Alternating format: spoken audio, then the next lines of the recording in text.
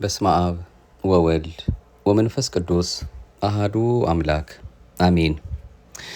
ሰባተኛይቱ የአብይ ጾም ሰንበት ኒቆዲሞስ ደረስን። መድኃኔዓለም ኢየሱስ ክርስቶስ ሳምንቱን በሰላም እያሳለፈ ጾሙንም በሰላም ጀምረን ለዚች ሰዓትና ደቂቃ እንድንደርስ ሁልጊዜም ከኛ ጋር ሆኖልን ፈቃዱ ሳይለየን በነጻች በጎላች በተረዳች በዚች በአንዲቷ የተዋህዶ እምነታችንም እሱ በቸርነቱ አጽንቶ ይህንን ታላቅ የሆነውን እሱ ራሱ ጾሙ ጸልዮ ፈተና ሲመጣ እንዴት ድል ማድረግ እንዳለብን በጾሙ አሳይቶ የትህትና አባት ነውና ትህትናንም እሱ አምላካችን በግብር ገልጦልን በዚያ ሕይወት እንመላለስ ዘንድ ያስተማረንን ይህንን ታላቁን እሱ የጾመውን ጾም ነው። ምሕረትና ደግነቱ በስቶልን እኛም እንዳቅማችን ጾመን ለዚህ ሰዓትና ደቂቃ ያደረሰን። ከምንም ነገር በላይ ለሱ የሚገባው መቼስ ከሁላችንም የተሰወረ አይደለምና ሲፈጥረንም ደግሞ አመስግነ ነው ክብሩን እንወርስ ዘንድ ያችን መንግስቱን እሱ በቸርነቱ ያላብሰን ለዚያም ደገኛ ክብር ያበቃን ዘንድ ነውና አሁንም ይህን ሁሉ ስለሚያደርግልን የፍቅር አምላክ ቸሩ መድኃኔዓለም የመስቀሉ ጌታ ክብርና ምስጋና ለገናና ስሙ ከአጥናፍ እስከ አጥናፍ ከጠዋት እስከ ማታ ከዘላለም እስከ ዘላለም ከፀሐይ መውጫ እስከ ፀሐይ መጥለቂያ ድረስ ለእርሱ ይሁንልን። አማላጅቱም የመስቀል ላይ አደራ እናታችንም ለአንዳችም ቅጽበት አልተለየችንምና የእናት ፍቅር ሳይለየን የእናታችን የመብርሃን ፊት የማያስመልሰው አንገት የማያስቀልሰው ዘወትር እኛን ከክፉ የሚጠብቀን ቃል ኪዳኗ አንዳችም ነውር የሌለባት የእሷ የእናቱም የምልዕተ ጸጋ የምዕራገ ጸሎት የንጽሕተ ንጹሐን የቅድስት ድንግል ማርያምም ጣዕሟ ፍቅሯ በረከቷ ረድኤቷ አልተለየንምና ስሟ የከበረ የተመሰገነ ይሁን። ልጄ ወዳጄ እያለች ዘወትር እኛን በሃይማኖት እንጸና በምግባር እንቀና ዘንድ ሁልጊዜም ታሳስብልናለችና እሱ የጠራቸውን አክብሮ ያከበራቸውን አጽድቆ በቃል ኪዳናቸው እንድንታመን ደግሞ የሰጠን የቅዱሳኑ ሁሉ ቃል ኪዳን አልተለየንምና አሁንም የምህረት ጌታቸው መድኃኔዓለም ስለ እነዚህ ሁሉ ባለሟሎቹ ሲል ነውና ሁላችንም የጠበቀ ያለው የቅዱሳንም በረከታቸው እንዲያድርብን የእሱ የመድኃኔዓለም የተቀደሰ ፈቃድ ይሆንልን።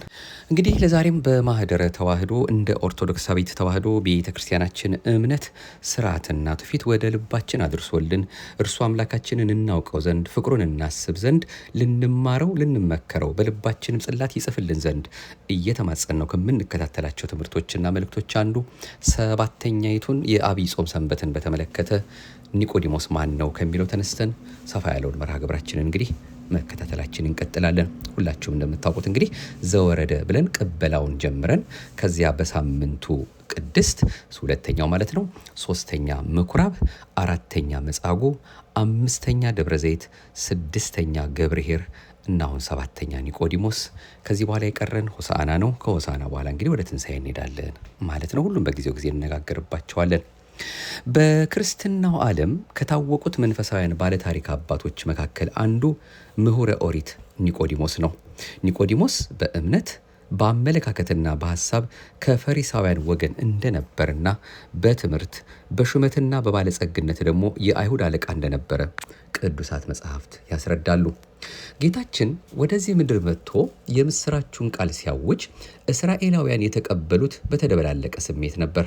በአንድ በኩል ሕዝቡ ለብዙ ዘመናት በባርነት ሲገዛ ስለነበር ከሮማውያን ቅኝ ግዛት ነፃ የሚያወጣቸው መሲህ ይፈልጋሉ። በሌላ በኩል ደግሞ ሕዝቡ ለብዙ ዘመናት በባርነት ቀንበር ስለደከመ ተስፋ በመቁረጥ ተዳክሞ ነበር። መሲህ ቢመጣ እንኳ ይመጣል ብለው የሚጠብቁት ጦር ይዞ ሰራዊት አስከትሎ ነው ብለው ያምኑ ነበር።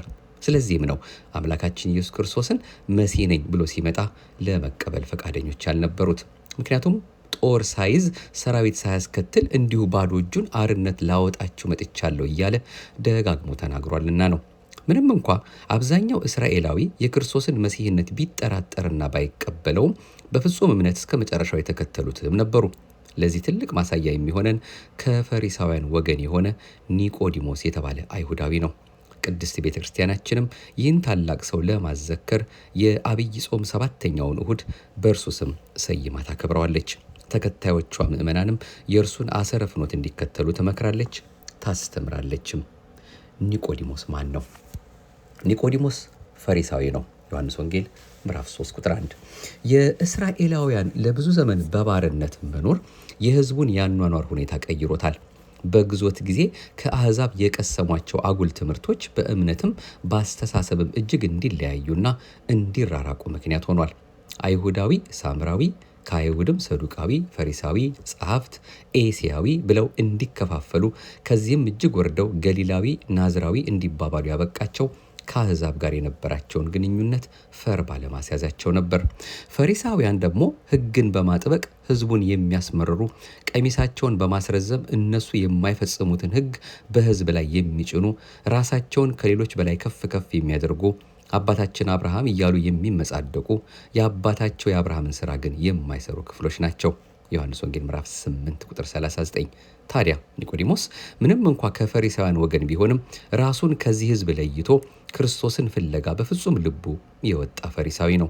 ቀድሞ አባታችን አብርሃምን ከቤተሰብ ተለይተህ እኔ ወደማሳይ ምድር ሂድ ያለው አምላክ ኒቆዲሞስንም ከፈሪሳውያን ለይቶ ጠራው። ዘፍጥረት ምዕራፍ 12። ሁለተኛ ኒቆዲሞስ ማን ነው ለሚለው የአይሁድ አለቃ ነው። ሮማውያን ሕዝቡን የሚያስተዳድሩት ከላይ ያለውን ዋና ስልጣን ተቆናጠው ታች ያለውን ሕዝብ ደግሞ ባህላቸውን በሚያውቅ ቋንቋቸውን በሚጠነቅቅ አይሁዳዊ ምስለኔ ነው። አውሮፓውያንም አፍሪካን ለመቀራመት የተጠቀሙበት ስልት ይህን አይነት ነው። ኒቆዲሞስም ምንም እንኳ ፈሪሳዊ ቢሆን አለቃ እንዲሆን በሮማውያን የተሾመ ባለስልጣን ነው። ሶስተኛ ኒቆዲሞስ መምህረ እስራኤል ነው። ዮሐንስ ምዕራፍ 3 ቁጥር 10 ጌታ ምስጢረ ጥምቀትን በገለጸበት ጊዜ ወይም በገለጸለት ጊዜ ሲደናገር አይቶ አንተ የእስራኤል መምህር ስትሆን ይህን አታውቅምን ብሎታል። ይህ የሚጠቁመን ኒቆዲሞስ አለቅነትን ከመምህርነት ጋር የያዘ በአይሁዳውያን የታፈረና የተከበረ ሰው እንደነበረ ነው። መምህር ቢሆንም የሚቀረኝ ያላወቅኩት ያልጠነቀቅኩት ብዙ ነገር አለ በማለት የመምህርነቱን ካባ አውልቆ የተማሪነትን ዳባ ለብሶ ከክርስቶስ ሊማር መጣ። አራተኛ ኒቆዲሞስ ማን ነው? ምሁረ ኦሪት ነው። አንዳንዴ ሳያውቁ አወቅን፣ ሳይማሩ እናስተምር የሚሉ ደፋር መምህራን አይጠፉም። ኒቆዲሞስ ግን ከዚህ በተለየ አለቅነትን ከመምህርነት፣ መምህርነትን ከምሁርነት አስተባብሮ የያዘ እውቀትን ከትህትና፣ ምሁርነትን ከደፋርነት አንድ አድርጎ የያዘ ሰው ነበረ። የኦሪት ምሁር መሆኑን የሚጠቁመን ደግሞ ከካህናት አለቆች ጋር ያደረገውን ክርክር ባስታወስን ጊዜ ነው።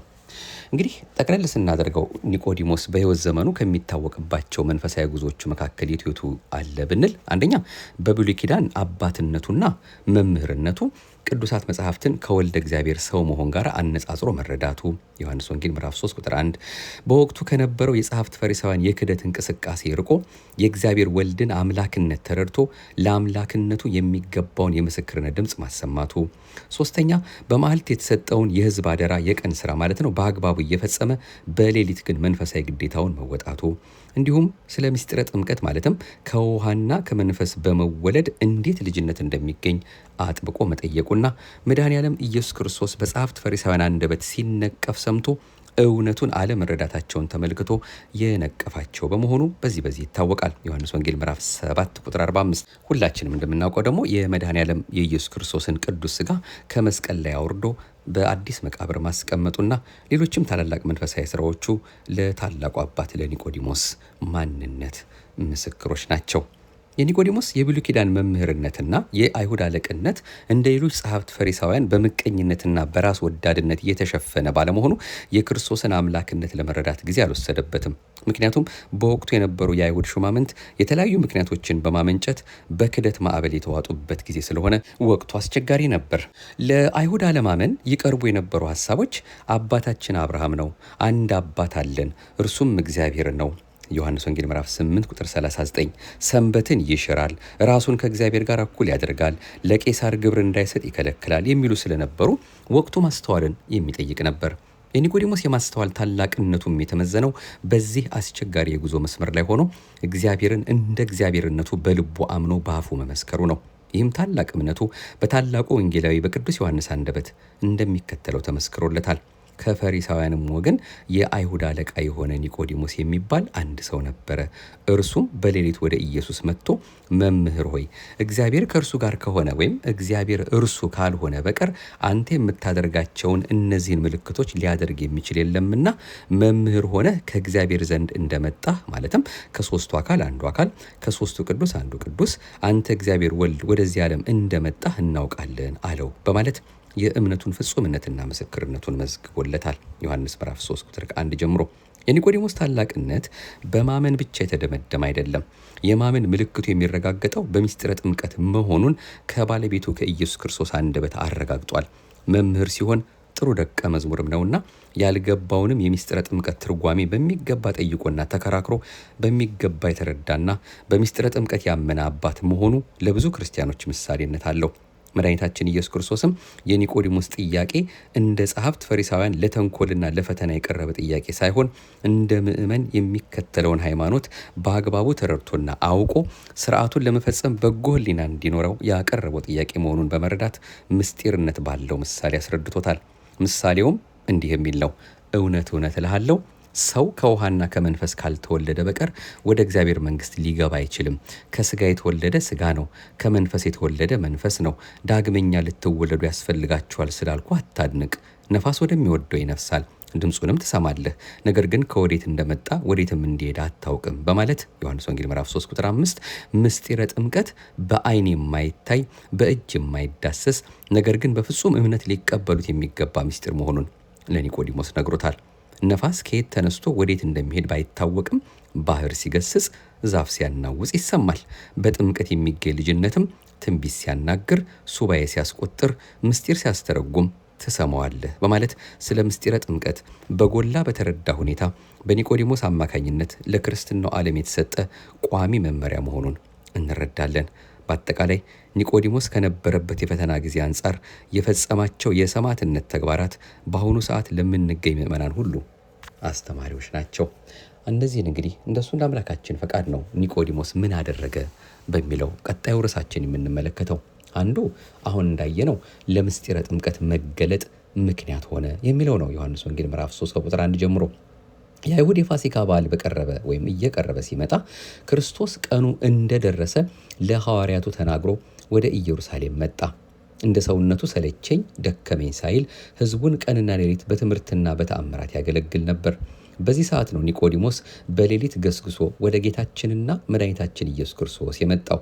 በፊቱም ቀርቦ መምህር ሆይ ብሎ የእርሱን አላዋቂነት የክርስቶስን ማእመረ ህቡዓትነት መስክሮ ማለት ነው። የተሰወረውን አዋቂነት ማለት ነው።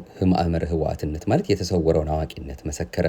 ጌታችንም አመጣጡ ከልብ መሆኑን አውቆ ምስጢረ ጥምቀትን ወይም ዳግም ውልደትን ገለጸለት።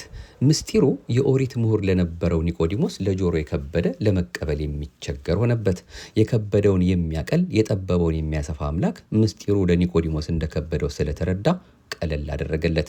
ዳግም ውልደት ከእናት ማኅፀን ሳይሆን ከውሃና ከመንፈስ ቅዱስ እንደሆነ አብራራለት። አዋቂ ነን የሚሉትንም ደግሞ አሳፈራቸው። ዮሐንስ ወንጌል ምዕራፍ 7 ቁጥር 51 ወቅቱ የአይሁድ የፋሲካ በዓል የቀረበበት ጻፎችና የካህናት አለቆች ጌታን ለመያዝ እንደ ሙሴም ሕግ ሊያስፈርዱበት የቋመጡበት ጊዜ ነበር። የሙሴ ፈጣሪ መሆኑን መቻወቁና የካህናት አለቆች ተሰብስበው ክርስቶስን ለመያዝ በሚመካከሩ ጊዜ ከሙሴ መጽሐፍ ሕግ ጠቅሶ ሊቃውንተ ኦሪትን አፍ ያስያዛቸው እሱ ነበር።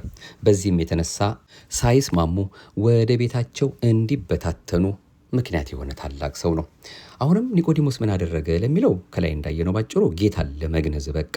ጌታችን በቀራንዮ አደባባይ ራሱን ለዓለም ቤዛ አድርጎ ሲሰጥ እስከ ሞት ካንተ አንለይህም ያሉት ደቀ መዛሙር ሲበታተኑ ከዮሐንስ በቀር በ9 ሰዓት ቀራንዮ የነበረ ኒቆዲሞስ ነበር።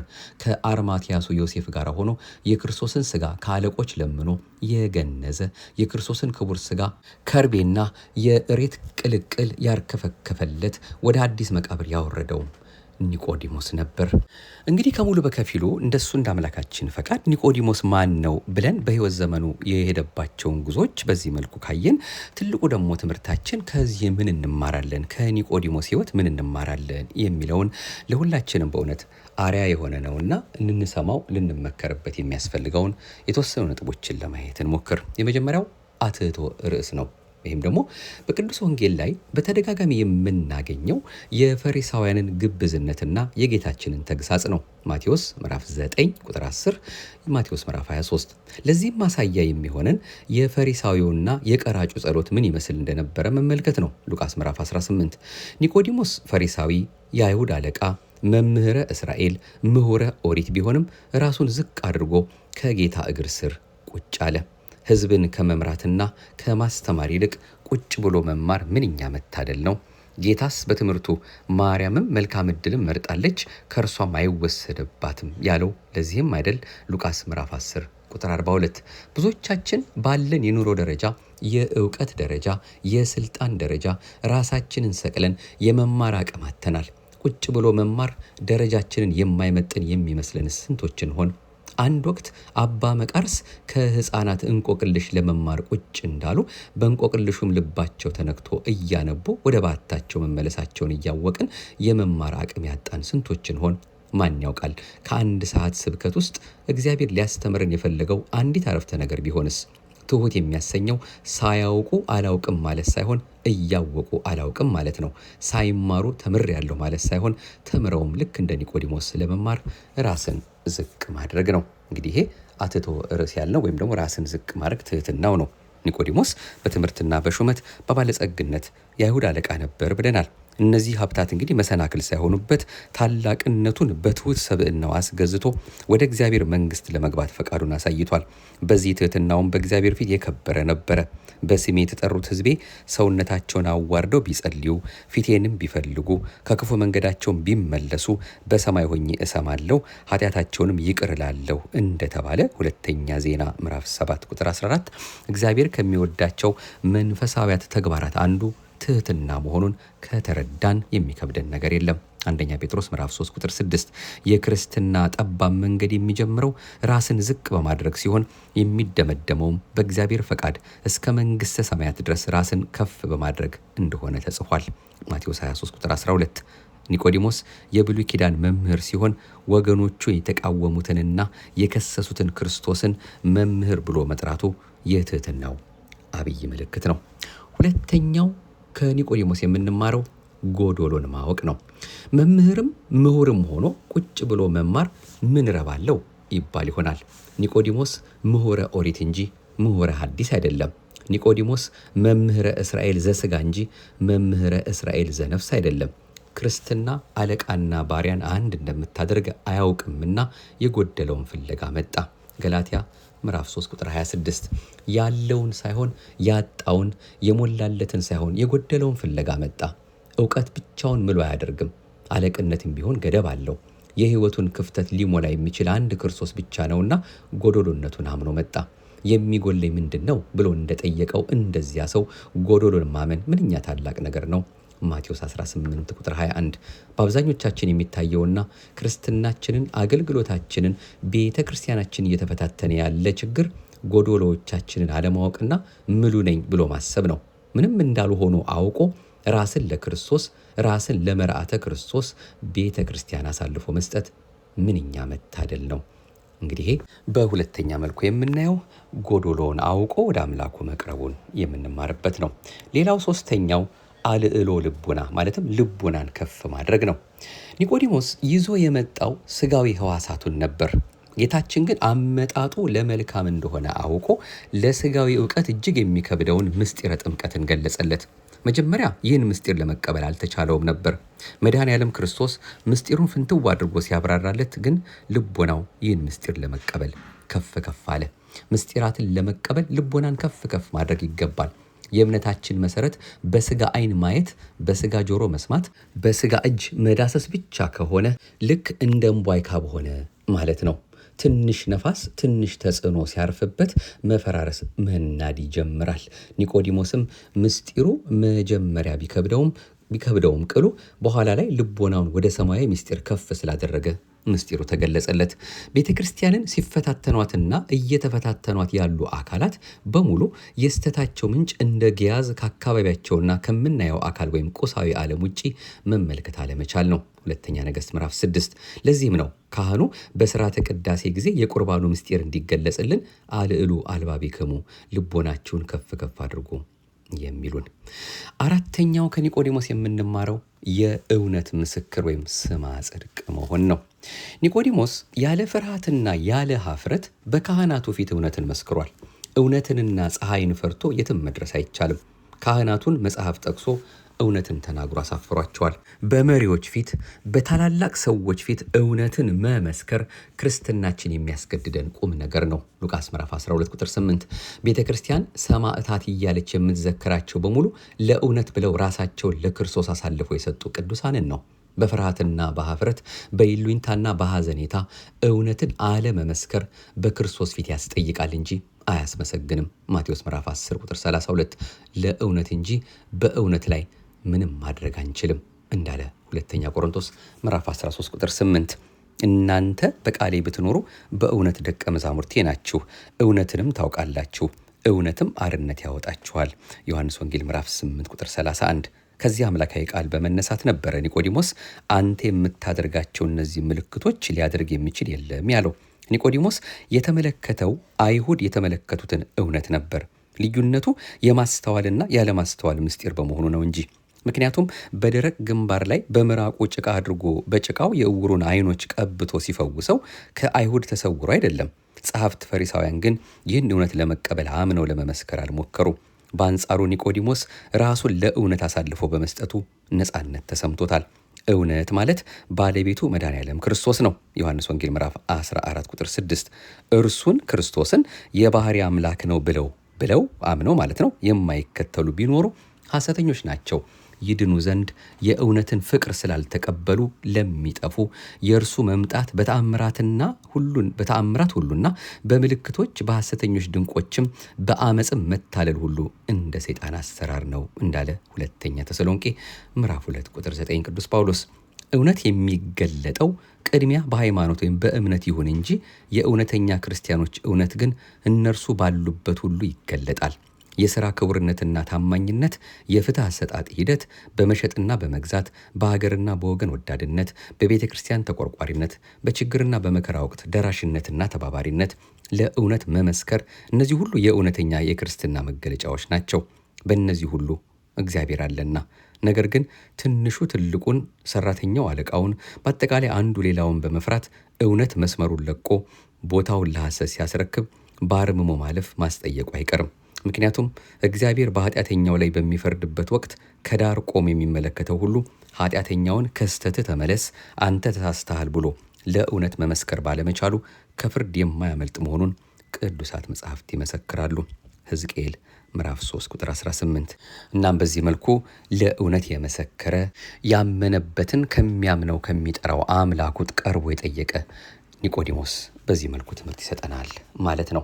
ቀጣዩ ከኒቆዲሞስ የምንማረው ደግሞ ትጋሃ ሌሊት ነው። እንደ ሌሊት ለመንፈሳዊ ሕሊና ለተመስጦ የሚመች ጊዜ የለም። ቀን ለስጋ ሲራወጥ የነበረ አካልና መንፈስ ሌሊቱን ለነፍስ በመገዛት ስጋውን መጎሰም አለበት። ለዚህም ነው ቅድስት ቤተ ክርስቲያን ቀኑን በቅዳሴ ሌሊቱን ደግሞ በማህሌት በሰዓታት በኪዳን እግዚአብሔርን ስታመሰግን የምታድረው። ቅዱስ ማር ይስሐቅ ሌሊትስ ጌታን ለማመስገን የተፈጠረ ድንቅ ጊዜ ነው ያለው። ጌታችንም ሐዋርያቱን ወደ ፈተና እንዳትገቡ ትጉና ጸልዩ ብሏቸዋል። ማቴዎስ ምዕራፍ 26። አሁንም ቤተ ክርስቲያን እንደ ኒቆዲሞስ በሌሊት ገስግሶ ለኪዳን፣ ለማህሌት፣ ለጸሎት የሚመጣን ምእመን ትፈልጋለች። ይህንን የኒቆዲሞስን ሁኔታ ወይም ደግሞ ትጋሃ ሌሊት ያልነው ማለት ነው ጥበብ በሚል መልኩም በሌላ ሁኔታም ተብራርቶ ብዙ ምስጢራትን በያዘ ሁኔታ የምንከታተለው የምንማረውም አለ። እንዲህ ነው የሚለው። አንድ የክርስትና ተጓዥ ይዟቸው ከሚጓዛቸው መሳሪያዎች መካከል ጥበብ የመጀመሪያውን ቦታ ይዞ እናገኘዋለን። ዓላማ ያለው ሁሉ ለዓላማው ማስፈጸሚያ የሚሆኑ የተለያዩ መሳሪያዎች ያስፈልጉታል። ልዑል እግዚአብሔር ለተለየ ዓላማ ለተለየ አገልግሎት የመረጣቸውን ቅዱሳን ሐዋርያትን ወደ ዓለም ባሰማራቸው ጊዜ እንዲታጠቁት ከፈቀደላቸው መሳሪያዎች አንዱ ጥበብ ነው። እነሆ እኔ እንደ በጎች በተኩላዎች መካከል እልካችኋለሁ፣ ስለዚህ እንደ እባብ ልባሞች ሁኑ በማለት ማቴዎስ ምዕራፍ 10 ቁጥር 16። ከዚህ ቅዱስ ትእዛዝ ጥበብ ኃላፊነት ለተሰጣቸው ሁሉ መመሪያቸው መሆኗን እንገነዘባለን። እናም ኒቆዲሞስ መንፈሳዊ ግዴታውን ለመወጣት የቻለው በጥበብ ነው። የሚታወቅ ዘንድ ከላይ እንደገለጽ ነው በትምህርትም ሆነ በብልጽግና ይመራቸው የነበሩ አይሁድ ስለ ክርስቶስ የነበራቸውን የተዛባ አመለካከት አስቀድሞ ተረዳ። እናም ትግሃ ሌሊት ብለናልና ጉዞውን በሌሊት አደረገ። ለምንድን ነው ጉዞውን በሌሊት ያደረገው ቢሉ ቢያንስ 5 ነገሮችን ማንሳት እንችላለን። አንደኛ ራሱ መምህር ሆኖ ሳለ እንዴት ሌላ ትምህርት አስፈለገው ብለው ሌሎች ሰዎች እንዳይሰናከሉ ለመጠንቀቅ ነው በሌሊት ያደረገው። ሁለተኛ የመዓልት ልቦና ወይም ሐሳብ በቀን የሚሆን ሐሳብ ማለት ነው ስለማይሰበሰብ ልቦና ወይም ሐሳብ በሚካተትበት በሌሊቱ ክፍለ ጊዜ በተረጋጋ መንፈስ በቂ እውቀት ለመገብየት ነው። ሶስተኛ በመዓልትም በሌሊትም ወደ እግዚአብሔር መቅረብና ቃሉንም መስማት መንፈሳዊ ፍሬ ለማፍራት ሕግም መፍትሄም ስለሆነ ነው። መዝሙር 1 ቁጥር 2። አራተኛ ከአዳም ጀምሮ እስከ ክርስቶስ የነበሩ ነፍሳትን ከሌሊት ፍዳ ወደ ብርሃን ድህነት፣ ከጽልመተ ኩነኔ ወደ መንግሥተ ብርሃን የምታመጣቸው አንተነ ለማለት ነው። እናም በመጨረሻ በመዓልትም በሌሊትም ቢፈልጉ ትገኛለህ፣ ሁሉም ያንተ ነው ወይም ሁሉም ያንተ ስለሆነ በማለት በጥበብ መጓዙ እንመለከታለን። መዝሙር 73 ቁጥር 16 ስራ በዛብን ጊዜ አጠረብን እያልን ወደ እግዚአብሔር ለመቅረብ ያልታደልን ካለን ኒቆዲሞስ ታላቅ ምሳሌ ሊሆን ይገባል። ከእርሱ እንደምንረዳው በሕዝባዊ አመራር፣ በቤተ ክርስቲያን አስተዳደር፣ በቤተሰብ አስተዳደግም ሆነ በየትኛውም የሥራ ዘርፍ የተሰማራን ሁሉ በምንመራው ሕዝብ ፊት ምን ያህል በጥበብ እየተመላለስ እንደሆነ ማንነታችንን እንድናውቅ የሚጠቁመን ነው። የኒቆዲሞስ ጥበቡና ማስተዋሉ የሚለካው ብዙዎች የሐሰት ወሬ በሚያበዙበት ወቅት እውነተኛውን አምላክ ምስጋና ይግባውና ፍጡር ወልደ ዮሴፍ የሚሉ ከሃዲያን ድምፃቸው ከፍ ብሎ ተሰሚነትን ባገኘበት ወቅት እርሱ ግን ወደ እውነተኛው አምላክ ፊት ቀርቦ አንተ ወደ ዓለም የመጣኸው አምላክ ነህ ብሎ አቋሙን በመግለጡ ነበር። በአሁኑ ሰዓት የኛ ሕይወት ቢለካ ግን ከዚህ የተለየ ሆኖ እናገኘዋለን። ምክንያቱም አማላጅ ነው ከሚሉት ጋር አማላጅ ነው፣ ክብር ይግባውና አምላካችን ሎቱ ስብሐት። ፍጡር ነው ከሚሉት ጋር ደግሞ ፍጡር ነው ከማለት ያላነሰ ክርስትናን አንግበን የእግዚአብሔር ስም በከንቱ ሲነሳ ከመሳቅ ያላለፈ ተቃውሞ ስናሳይ የዘባቾችን የመዝሙር መሰል ሙዚቃቸውን በመደገፍ የአድማጮች አባሎቻቸው መሆናችን የሚታይ እውነት ነው። ኒቆዲሞስ ግን በዚህ አይነት ግብር ያልተባበረ የእውነተኞች ክርስቲያኖች ምሳሌ ለመሆን የበቃ ጥበበኛ አባት ነውና ልንመስለው ይገባናል። ቀጣዩ ከኒቆዲሞስ የምንማረው ደግሞ እስከ መጨረሻው መጽናት የሚለው ነው። ጌታችን በመዋዕለ ስብከቱ ብዙ ሺህ ሕዝብ ቢከተለውም እስከ መስቀሉ አብረውት የነበሩ ጥቂቶች ናቸው። የተወሰነው ሕዝብ ቀድሞም የተከተለው ለምግበ ሥጋ ነበርና ቀራንዮ ላይ አልተገኘም። ቀራንዮ ላይ ምግበ ነፍስ እንጂ ምግበ ሥጋ የለም። ሌሎችም በቤተሰብ፣ በሀብት፣ በፍርሃት ምክንያትነት መስቀሉ ስር አልተገኙም። ምንም እንኳን ኒቆዲሞስ በ6 ሰዓት ባይገኝም የክርስቶስ ሥጋ ከነፍሱ በምትለይበት ሰዓት ክርስቶስን ከመስቀል አውርዶ ለሐዲስ መቃብር ያበቃው እሱ ነበር። በዚህ የመከራ ሰዓት ከዮሐንስና ከእናቱ ከድንግል ማርያም ውጪ ማንም እንዳልነበረ መጽሐፍት ከገለጹልን በኋላ የምናገኛቸው የቁርጥ ቀን ልጆች ዮሴፍንና ኒቆዲሞስን ነው። ይህም ፈተናውን ሁሉ ተቋቁሞ እስከ መጨረሻው ለመጽናቱ ምስክር ነው። በክርስትና ሕይወታችንም የምናያቸው ነገሮች ከዚህ የተለዩ አይደሉም። በምቹ ጊዜ የምናገለግል፣ ፈተና ሲመጣ ጨርቃችን ወይም አገልግሎታችንን ጥለን የምንሮጥ፣ ሰበብ አስባብ ፈልገን የምናፈገፍግ ብዙዎች ነን። ማርቆስ 14:51 እውቀት ጣዖት ሆኖበት መሃል መንገድ የቀረው፣ ሀብት ጣዖት ሆኖበት ሩጫ ያቋረጠውን፣ ጊዜ ጣዖት ሆኖበት ቅዳሴ የሚቀረውን ቆጥረን እንጨርሰው ይሆን? ጌታ በትምህርቱ እስከ መጨረሻው የሚጸና እርሱ ይድናል እንዳለ ማቴዎስ 24:13። ክርስትና ማመን ብቻ አይደለም፣ ባመኑት ጸንቶ መቆምም የታላቅ መንፈሳውያን አባቶች ምልክት ነው። መድኃኔዓለም ኢየሱስ ክርስቶስ የሰው ልጅ ባመነበትና በሰማው አምላካዊ ቃል ጸንቶ ይኖር ዘንድ በማይነቃነቅ አለት ላይ በተሰራ ቤት መስሎ አስተምሮታል። ማቴዎስ 7:24። ታላቁ አባት ኒቆዲሞስም ይህን አምላካዊ ቃል በተግባር ለመተርጎም የመጀመሪያው ሰው መሆኑን ቅዱስ መጽሐፍ ይመሰክርለታል። ዮሐንስ 19 ቁጥር 39 ከዕለተ ሐሙስ ማታ ጀምሮ መድኃኔዓለም ክርስቶስን የማዳን ሥራውን ለመፈጸም የመስቀል ጉዞውን ሲጀምር የሚቀበለውን መከራ አብረው ለመቀበል ብዙ ሰዎች ቃል ገብተው ነበረ። ማቴዎስ 26:33 ነገር ግን ጠባቡን የመስቀል መንገድ መጓዝ ከፈቃደ ሥጋ ከሥጋ ፍላጎት ጋር የማይጣጣም በመሆኑ ሊዘልቁበት አልቻሉም። ኒቆዲሞስ ግን የአይሁድን ማስፈራራትና ግልምጫ በጸጋ በመቀበል የፈጣሪ ዓለማትን ቅዱስ ሥጋ ከመስቀሉ ላይ አውርዶ ማንም ባልተቀበረበት መቃብር አስቀምጧል። ይህ የመስቀል ተግባር ከፍተኛ ጽናትን የሚጠይቅ ነው።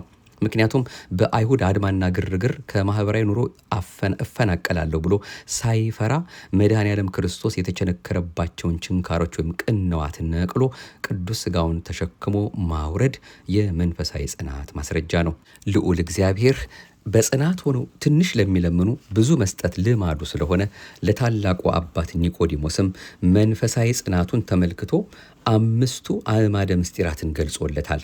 ይህም ይታወቅ ዘንድ የወልደ እግዚአብሔር ቅዱስ ሥጋውን ከመስቀል አውርዶ በሚገንዝበት ወቅት ቅዱስ እግዚአብሔር ቅዱስ ኃያል ቅዱስ ሕያው የማይሞት ከቅድስት ድንግል ማርያም የተወለደ አቤቱ ይቅር በለን ብሎ ምስጢረ ሥጋዌውን፣ ቅዱስ እግዚአብሔር ቅዱስ ኃያል ቅዱስ ሕያው የማይሞት በዮርዳኖስ የተጠመቀ በእንጨት መስቀል የተሰቀለ አቤቱ ይቅር በለን ብሎ ምስጢረ ጥምቀቱን፣ ምስጢረ ቁርባኑን፣ እንዲሁም ቅዱስ እግዚአብሔር ቅዱስ ኃያል ቅዱስ ሕያው የማይሞት በሦስተኛውም ቀን ከሙታን ተለይቶ የተነሳ ብሎ ምስጢረ ትንሣኤ ሙታንን በመግለጽ እንዲህ እያለ እንዲገንዘው አስተምሮታል። ይህም ስርዓት ዛሬ ለቤተ ክርስቲያናችን የኪዳን መጀመሪያ ሆኖ ይገኛል። የዚህ ታላቅ አባት ስም በቤተ ክርስቲያናችን በዓመት ከሚገኙት ሰንበታት ውስጥ እንግዲህ አሁን እንዳየነው በአብይ ጾም በሚገኘው 7ኛው ሰንበት ኒቆዲሞስ በሚል ስያሜ እየታወቀ እናስበዋለን። በታላቁ የቤተ ክርስቲያናችን የታሪክ ቅርስ በሆነው መጽሐፈ ስንክሳርም ነሐሴ 1 ቀን መታሰቢያው ይነበባል። ቁጥሩ ከ72ቱ አርድእት የሆነው ኒቆዲሞስ ባመነበት ልዑል አምላክ ስም በሰማዕትነት እንዳረፈም ይታመናል። አይሁድ እንደ አንበሳ ሲያናፉ እንደ ግስላ ሲደነፉ በነበሩበት በዚያ በመከራው ቀን ችንካሩን ነቅሎ ከመስቀል አውርዶ ራቁቱን የተሰቀለውን የዓለም እንግዳ ክርስቶስን በነጭ ሐር በድርብ በፍታ ለመገነዝና ቅዱስ ሥጋውን በቅዱስ መቃብር ለማኖር የታደለ የኒቆዲሞስን ጽናት እንዲያድለን ነው እንግዲህ የአምላካችን ቅዱስ ፈቃዱ እንዲሆን እየተማጸን ይህንኑ ጠቅለል የምናደርገው። እንግዲህ በአጠቃላይ ከኒቆዲሞስ ሕይወት ብዙ ቁም ነገሮችን እንማራለን። የኒቆዲሞስ በሌሊት ገስግሶ መምጣት ለሚስጥረ ጥምቀት ትምህርት መገለጥ ምክንያት እንደሆነ ሁሉ በቅዳሴው፣ በኪዳኑ፣ በሰዓታቱ፣ በማህሌቱ መገኘትና መሳተፍ ረቂቅ የሆነው ሰማያዊ ሚስጥር ፍንትው ብሎ እንዲገለጥልን ምክንያት ነውና በምስጢራት በመሳተፍ ራስን ዝቅ በማድረግ ለታላቅ ክብር እንድንበቃ አሁንም የአምላካችን የመድኃኔዓለም የእርሱ የተቀደሰ ፈቃዱ ይሁንልን። እንግዲህ ከብዙ በጥቂቱ 7ኛይቱ የአብይ ጾም ሰንበት ኒቆዲሞስ ስንል ራሱ ኒቆዲሞስ ማን ነው ከሚለውና በተለይ ደግሞ በውስጡ ልንማረው የሚያስፈልገን ከኒቆዲሞስ ሕይወት ልንወስደው የሚገባን ትምህርት ምን እንደሆነ የተወሰኑ ነጥቦችን ነው ለማየት የሞከር ነው። እንግዲህ እነዚህ እንደው ርዕሳቸውን ለማየት አንደኛ አትህቶ ርዕስ ያለው ነው ወይም ትህትናው ነው። ሁለተኛ ደግሞ ጎዶሎን ማወቅ ነው። ሶስተኛ ያየነው ደግሞ አልዕሎ ልቦና ወይም ልቦናን ከፍ ማድረግ፣ እንዲሁም ደግሞ አራተኛ የእውነት ምስክር መሆን፣ ስለ እውነት መመስከር ማለት ነው። አምስተኛ ትግሃ ሌሊት በሌሊት መምጣቱ ምን እንደሆነ ትርጉሙ ራሱን እንኳን አይተናል። መጨረሻም ደግሞ እስከ መጨረሻ መጽናት ያልናቸው አሉ። እንግዲህ እነዚህ ሁሉ በእውነት አምላካችን ትምህርት እንድናገኝባቸው የእሱ የአምላካችን በወዳጆቹ ላይ አድሮ የሚሰራው ስራ እጅግ በጣም ረቂቅ እንደሆነ እንድንረዳው፣ እንድናምንበት፣ እንድንኖረውም የሚያሳስብ መልእክት ነው። እጅግ ብዙ ነገሮች ናቸው ከኒቆዲሞስ ጋር የተያዙ ልንማራቸው የሚያስፈልጉ። አለማመካኘት ለምሳሌ ምክንያተኝነት የሰው ልጅ በስጋዊ ፈቃድ እየተራመደ የአመፅ ባለቤት እየሆነ ከመጣበት ጊዜ አንስቶ እየተለመደ እንደሆነና አዳምና ሔዋን ስላወዳደቃቸው፣ ቃየል ስለ ወንድሙ ስለ አቤል አገዳደል፣ ሌሎችም ስለሚፈጽሟቸው የኃጢአት አይነቶች ምክንያቶች እንደነበሯቸውና ዛሬም እያንዳንዱ ወገን ስለሚፈጽማቸው ስህተቶች ቢጠየቅ ምክንያት እንዳለው፣ ነገር ግን በክርስትና ጉዞ ምክንያተኝነት እንደማያዋጣ ቅዱሳት መጻሕፍት ምስክሮች እንደሆኑ፣ ኒቆዲሞስ ግን የጸሐፍት ፈሪሳውያን አድማና ግርግር ታላቅ ምክንያት ሊሆነው እንደሚችልም ቢያውቅ ይህ ምክንያተኝነት በእግዚአብሔር ፊት እንደማያዋጣ በመረዳት የሚያዋጣውን እንደፈለገ እንዳገኘም ለእኛም ምሳሌ እንደሆነን የምንማርበትም ትምህርት አለ። የተነገረውን ደግሞ አምኖ መቀበልም ደግሞ ሌላው ከሱ የምንማረው ትምህርት ነው። እንግዲህ እነዚህ ሁሉ እንደሱ እንደ አምላካችን ፈቃድ ዛሬ ከብዙ በጥቂቱ ይህንን ሰንበት ስናስብ ልንማረው የሚያስፈልገን ትምህርት እንደሆነ ልናውቀው ይገባናል። ይህኑ በተመለከተ ምናልባት እንደው የምትችሉ ከሆነ በፕሌሊስት የሚል መቼስ ሁሌ ነው የምንጠቁማቸው እጅግ በጣም በርካታ ቁም ነገሮችን ከዚህን ቀደም ወደ እናንተ ስላደረስን ማለት ነው።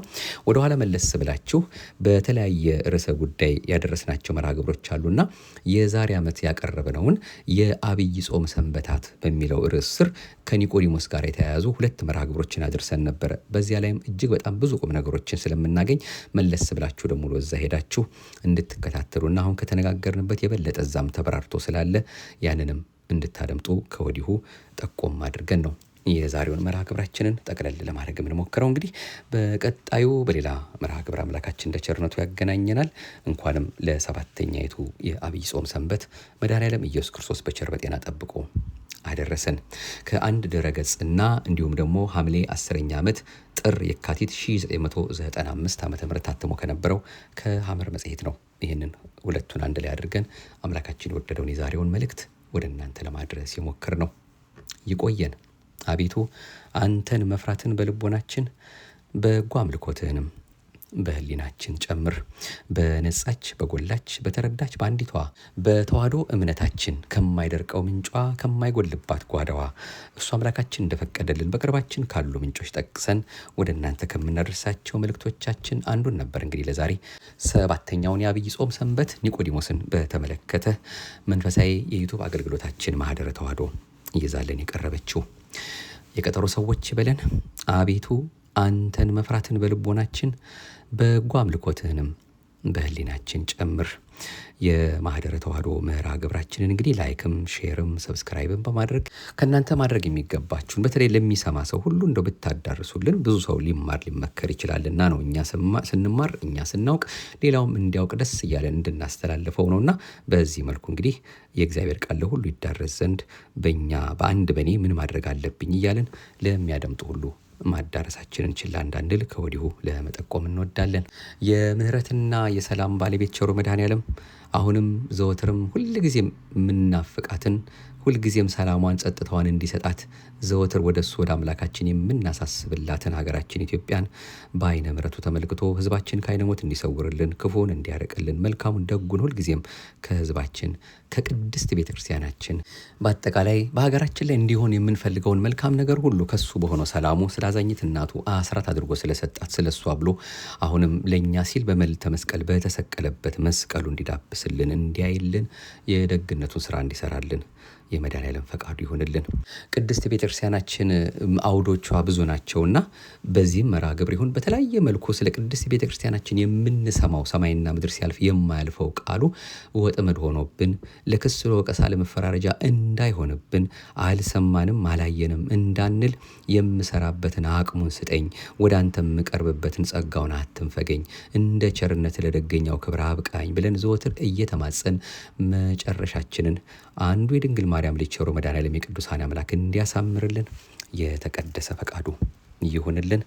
ምክንያተኝነት ምንም አያድነንምና ሁልጊዜም እሱ የሚያውቀውን ምክንያት ብንደረድር መውጫ ስለማይሆነን ይልቅ ወደ እሱ የምንቀርብበት ጥሩ ምክንያት እየፈለግን ብንቀርብና ህይወታችን እንዲለወጥ ብናደርግ ነው የበለጠ ለሁላችንም ክብር የሚሆንልንና የፍቅር አምላክ ቸሩ መድኃኔዓለም እንግዲህ ከትላንት ዛሬ በተሻለ መልኩ ዓይናችንን ለእኛ ሲል ከተሰቀለበት መስቀሉ ልባችንን ሁልጊዜም እንደ ቸርነቱ እንደ አቅማችን እሱ ከሚነግረን ከቃሉ እንዳያርቅብን አንደበታችንን በጊዜውም ያለ ጊዜውም በጾም በጸሎት በምስጋና እንዲያኖርልን እየተማጸንነው ነው እንግዲህ መርሃ ግብራችንን የምንጠቀልለው ሁልጊዜም የምንለው ነው።